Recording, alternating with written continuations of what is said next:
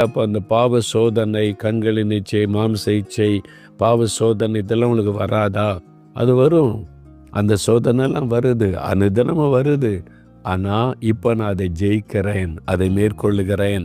அதுக்கு நான் அடிமையாவதில்லை, அதற்கு கீழாக நான் சிறைப்பட்டு போவதில்லை. நான் ஜெயித்து கொண்டு முன்னேறி போய் கொண்டிருக்கிறேன்.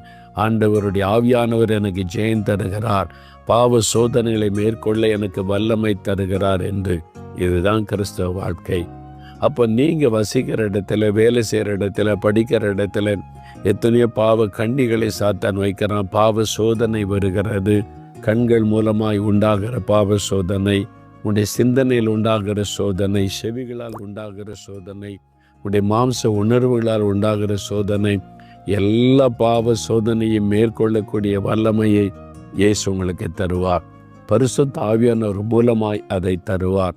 அந்த ஆவியானுடைய வல்லமை நீங்கள் பெற்றுக்கொண்டீங்கன்னா நீங்கள் பரிசுத்தமாய் வாழக்கூடிய அந்த கிருபை பலன் ஆவியானவர் மூலமாக உங்களுக்கு கிடைக்கும்.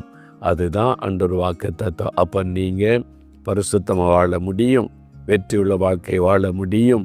உங்களை சுற்றிலும் எத்தனை விதமான சோதனை நெருக்கங்கள் இருந்தாலும் அதுக்கு மத்தியில் நீங்கள் பரிசுத்தமாய் வாழ முடியும். அந்த வல்லமையை பரிசுத்த ஆவியானவர் கொடுக்க விரும்புகிறார். இன்றைக்கு பெற்றுக்கொள்ளுங்க.